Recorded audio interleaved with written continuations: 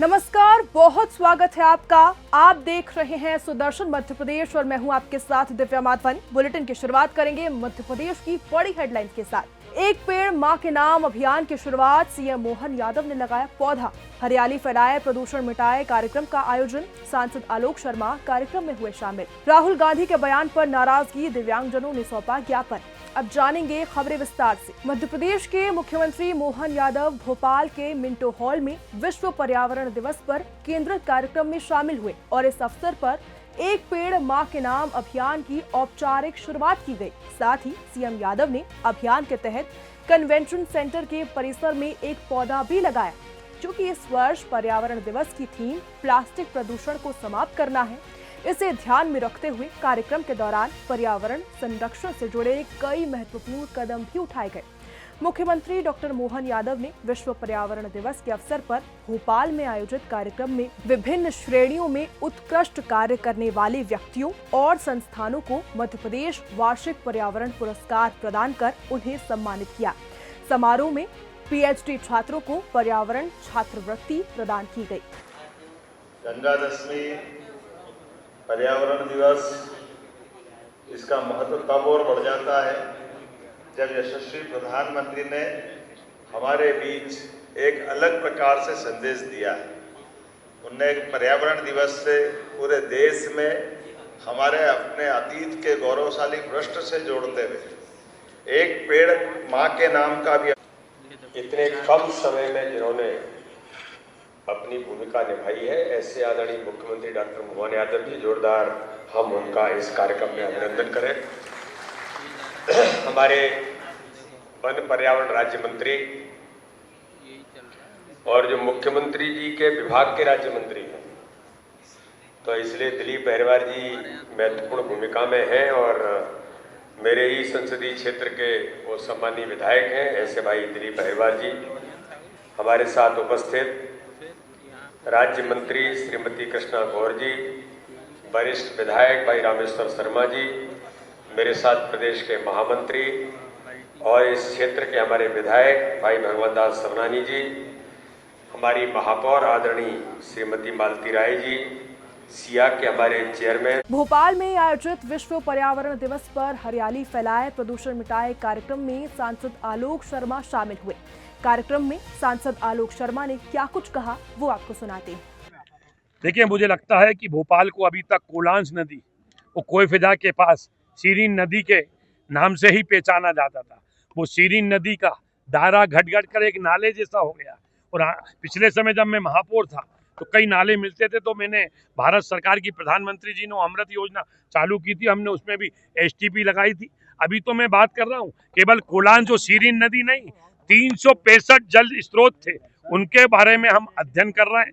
सेप की रिपोर्ट का भी अध्ययन कर रहे हैं, वाल्मीकि भी रिपोर्ट का अध्ययन कर रहे हैं, केपीएमजी की भी रिपोर्ट का अध्ययन कर रहे हैं। सभी को, जितना शहर का जो पढ़े लिखे लोग हैं, संभ्रांत लोग हैं, जो इंटेलेक्चुअल हैं, सभी लोग, भोपाल का बड़ा व्यक्ति हो, छोटा व्यक्ति हो, अगर वो भोपाल का नागरिक हो। भोपाल में कांग्रेस नेता राहुल गांधी के लंगड़े घोड़े वाले बयान को लेकर अब विवाद गहरा हो गया है। उनके इस बयान से पैरी खिलाड़ी और दिव्यांगजन आहत हो गए। इस विरोध में दिव्यांगजनों ने राहुल गांधी के खिलाफ ज्ञापन सौंपा और कहा कि उन्हें अपने बयान के लिए माफी मांगनी चाहिए और पद से इस्तीफा भी दे देना चाहिए। राहुल गांधी ने भोपाल में कांग्रेस कार्यकर्ताओं को संबोधित करते हुए कहा कि वो चाहते हैं कि कार्यकर्ता रेस के घोड़े बने, बारात के घोड़े ना बने, और इसी के दौरान उन्होंने लंगड़े घोड़े जैसे शब्दों का भी प्रयोग किया, जिससे दिव्यांगजन समाज की भावनाएं बेहद आहत हुई हैं। प्रदर्शन कर रहे लोगों का कहना है कि एक जिम्मेदार नेता को ऐसी भाषा का प्रयोग नहीं करना चाहिए जो समाज के किसी भी वर्ग को ठेस पहुंचाए। लोक निर्माण विभाग के मंत्री राकेश सिंह ने प्रदेश की सड़कों के मेंटेनेंस को लेकर अहम समीक्षा बैठक की। मंत्री ने कहा कि 8, 9 और 10 जून को पीडब्ल्यूडी के सभी अधिकारी मैदान में उतरकर सड़कों का निरीक्षण करेंगे। बारिश से पहले सभी सड़कों की स्थिति की जांच की जाएगी और जहां भी मिट्टी की जरूरत होगी उसका स्थान तय किया जाएगा। खराब सड़कों की मरम्मत के लिए प्राथमिकता तय की जा रही है। मंत्री ने यह भी घोषणा की है कि जहां पर सड़कों की खुदाई या फिर गड्ढे बने हुए हैं, वहां उन्हें भरने की बजाय लोक कल्याण सरोवर के रूप में विकसित किया जाए। इस योजना के तहत 500 सरोवर बनाए जाएंगे, जिससे जल संरक्षण को भी बढ़ावा मिलेगा। ये कदम सिर्फ सड़क सुरक्षा नहीं बढ़ाएगा, बल्कि जल संचयन में भी अहम भूमिका निभाएगा।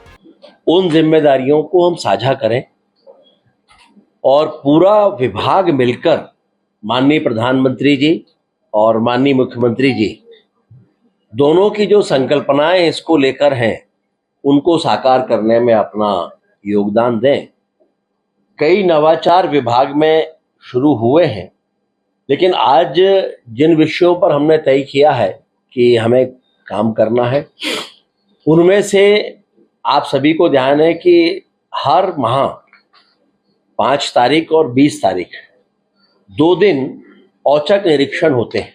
छतरपुर के किसानों को लेकर कांग्रेस प्रवक्ता दीप्ति पांडे ने बड़ा आरोप लगाया है। उन्होंने प्रदेश कांग्रेस कार्यालय में प्रेस वार्ता कर कहा कि 2017 में अब तक छतरपुर सहित प्रदेश के कई हिस्सों में सूखा और अतिवृष्टि से किसानों को भारी नुकसान हुआ है, लेकिन उन्हें मुआवजा अभी तक नहीं मिला। दीप्ति पांडे ने आरोप लगाया है कि शासन ने करोड़ों रुपए की राहत राशि मंजूर तो की, लेकिन ये रकम किसानों के खातों में अभी तक नहीं पहुंची। इसकी वजह अधिकारियों और कर्मचारियों ने इस रकम को अपने परिचितों के खातों में डालकर फर्जी भुगतान कर दिया है। उन्होंने बताया कि इस घोटाले की पुष्टि विधानसभा में सीएजी की रिपोर्ट में भी हुई है, जिसमें साफ कहा गया है कि प्रदेश में आपदा राहत राशि में भारी गड़बड़ी हुई है। आज केक की रिपोर्ट को लेकर आपने सवाल खड़े किए हैं, क्या कुछ? मैं छतरपुर से दीप्ति पांडे। मैंने आज भोपाल की मीडिया के साथियों को अवगत कराया है, जो छतरपुर जिला कलेक्टर को मैंने आवेदन दिया है। कैग की जो रिपोर्ट आई है, उस रिपोर्ट के अनुसार करोड़ों का घोटाला सामने आया है। सूखा राहत, अतिवृष्टि या प्राकृतिक आपदाओं से जो नुकसान लोगों को हुआ है और जो शासन से वो भरपाई की उम्मीद करते हैं, उसका पैसा लोग खा गए। कफन पर इन्होंने राजनीति कर ली, कफन का पैसा खा गए। सांप के काटने से अगर किसी की मृत्यु हुई है तो जिम्मेदार अधिकारी, पटवारी, तहसीलदार, आरआई सब लोगों ने उस पर लीपापोती कर दी और लोगों को पता नहीं चला। कभी कभी क्या होता है, आप जाते हैं, घटना होती है, पटवारी जाता है, पंचनामा बनाता है और कहीं ना कहीं उस पंचनामा पे एक दस्तखत हो जाते हैं कहीं कि परिवार के लोगों ने कहा कि राशि इस खाते में नहीं, हमारे इस खाते में डाल दो, और वह राशि चली जाती है। तो ये लंबा घोटाला है। छतरपुर जिले में गौरीहार तहसील का 23 लाख का घोटाला है। पटवारी, जिम्मेदार अधिकारियों, आरआई, तहसीलदारों के चहेतों के नाम पे राशि डाली गई है। और अगर पूरा निकालें हम तो करोड़ों का घोटाला है और पूरे मध्य प्रदेश में तो कितना बड़ा घोटाला होगा। और भारतीय जनता पार्टी के लोग मौन है, एक शब्द नहीं बोल रहे। राजधानी पुलिस ने अंतर्राज्यीय चोर गिरोह का पर्दाफाश करते हुए बड़ी सफलता हासिल की है। पुलिस ने 1 करोड़ 50 लाख रुपए की चोरी की संपत्ति का खुलासा किया है। भोपाल पुलिस कमिश्नर हरिनारायण चारी मिश्र ने जानकारी देते हुए बताया कि ये आरोपी पहले सूने मकानों की रेकी किया करते थे और फिर अन्य राज्यों से अपने साथियों को भोपाल बुलाकर चोरी की वारदात को अंजाम देते थे। ये चोर होटल और अपने परिचितों के घरों में रुकते थे ताकि किसी को भी शक ना हो। पुलिस ने 3 आरोपियों को अलग अलग शहरों विदिशा, छिंदवाड़ा और भोपाल से गिरफ्तार किया है। इनसे थाना कोलार और कटारा हिल्स की एक चोरी का भी खुलासा हुआ है, जबकि अन्य वारदातों की अभी जांच जारी है। कमिश्नर के मुताबिक आरोपी चोरी के बाद जेवरातों को मिथुन फाइनेंस में रखकर गोल्ड लोन लेते थे और उस पैसे को ऑनलाइन ट्रेडिंग कंपनियों में निवेश कर देते थे। पुलिस ने तीनों के पास से करीब 22 लाख रुपए कीमत के सोने चांदी के जेवर और 24,000 रुपए नगद बरामद किए हैं। इसके अलावा लगभग 40 लाख का सोना मिथुन फाइनेंस मंडीदीप ब्रांच में गिरवी भी रखा गया था। पुलिस ने 2 संदिग्ध 4 पहिया वाहन भी मौके से जब्त किए हैं। जांच में सामने आया है कि आरोपियों के खाते में करीब 60 लाख रुपए का लेन देन हुआ है, जिसे अब फ्रीज कर दिया गया है। फिलहाल के बुलेटिन में बस इतना ही। मध्य प्रदेश की तमाम खबरों के लिए देखते रहिए सुदर्शन मध्य प्रदेश। जय हिंद।